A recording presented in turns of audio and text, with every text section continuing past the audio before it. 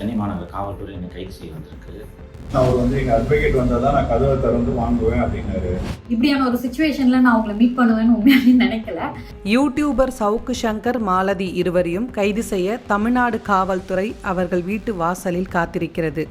இருவரும் கதவை திறக்காமல் எங்களது வழக்கறிஞர் வந்த பிறகு கதவை திறக்கிறோம் என்று பதிலளித்துள்ளனர்.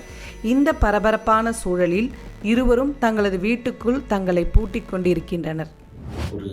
ஒரு மாதம் முன்னாடி அக்டோபர் எண்டில் ஒரு சம்மன் ஒன்று வந்துச்சு ஆதம்பாக்கம் ஸ்டேஷன்லேருந்து, நீங்கள் இந்த வழக்குக்கு வாங்க அப்படின்னு சொல்லிட்டு. அது என்ன வழக்கு அப்படின்ட்டு எடுத்து பார்த்தா, ரெட் அண்ட் ஃபாலோ அப்படின்ட்டு ஒரு படத்தோட தயாரிப்பாளர் புருஷோத்தமன் என்பவர்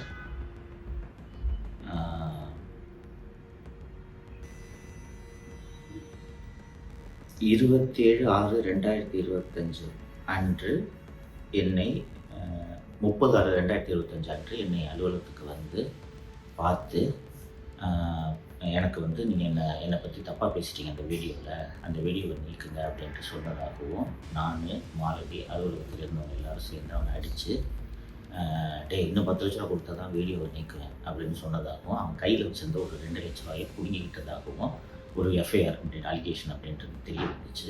உடனே நான் அந்த சம்மனுக்கு பதில் சொல்லும் விதமாக, இது முழுக்க பொய் வழக்கு, இப்படி ஒரு சம்பவமே நடக்கலை, நீங்கள் சொல்கிற அந்த புருஷோத்தமன்றாலோ யாரோ வரவே இல்லை, இதை என்னோடய விளக்கமாக ஏற்றுக்குங்கன்னு சொல்லிட்டு ஒரு பதில் கடிதம் நான் அனுப்பிச்சிட்டேன். நவம்பர் 1 அன்றைக்கி நான் அந்த ரிப்ளை அனுப்பிச்சிருக்கேன். அதுக்கப்புறம் இது வரைக்கும் எந்த விதமான ஆக்ஷனும் போலீஸ் சைட்லேருந்து இல்லை.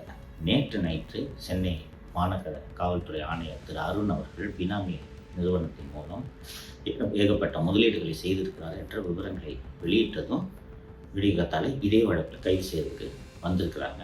வழக்கறிஞர்கள் வந்த பிறகு தான் கதவை திறக்க முடியும், வெயிட் பண்ணுங்கன்னு சொல்லியிருக்கேன். உங்களுக்கான அப்டேட். சார் அரெஸ்ட் பண்ண வந்திருக்காங்க போலீஸு. அதே எஃப்ஐஆரில் பார்த்தீங்கன்னா என் பேர் இருக்குது, ப்ளஸ் 4 அதர்ஸ் அப்படின்னு ஆட் பண்ணி இருக்காங்க. மொத்தம் 20 எஃப்ஐஆர் பெண்டிங்கில் இருக்குது அப்படின்றதுனால கிட்டத்தட்ட 3-4 மாதம் வெளியே வர முடியாது. அதனால தான் வந்து இன்னைக்கு சனிக்கிழமை ஹைகோர்ட் லீவாக இருக்க நாளில் பார்த்து கைது பண்ண வந்திருக்காங்க. ஜனநாயகத்துக்காக தான் நின்றுருக்கோம், படித்ததே ஜேர்னலிசம் தான் அப்படிங்கிற அடிப்படையில் வாய்ஸ்லெஸ் பீப்புளுக்காக நிற்கணும் அப்படின்னு ஒரு டைமில் முடிவெடுத்தேன். அதுக்கான பின் விளைவுகள் தான் இது. அதை எதிர்கொள்ள தயாராக தான் நான் இருக்கேன். இது ஆக்சுவலி போலீஸ் வந்திருக்காங்க, ஆனாலும் லாயர்ஸ் வர வரைக்கும் போய் பேச வேணாம் அப்படின்னு சொல்லியிருக்காங்க. ஸோ லாயர்ஸோட கன்சல்ட் பண்ணிவிட்டு அதுக்கப்புறமா அடுத்தடுத்த ப்ராசஸ் நடக்கும் அப்படின்னு நான் நம்புகிறேன். இப்போ வரைக்கும் உங்களோட பேச முடியுது, இதுதான் நிலைமை. ஸோ சிச்சுவேஷன் என்னன்னு உங்ககிட்ட எக்ஸ்பிளைன் பண்ணிடலான்னு நான் நினச்சிருக்கேன். எப்பவுமே கூட நின்றுருக்கீங்க, உங்களை ஒரு குடும்பமாக நான் பார்க்குறேன் அப்படின்றதுனால இன்ஃபார்ம் பண்ணிவிடுவோம் அப்படின்னு நினச்சேன். ஸோ நன்றி.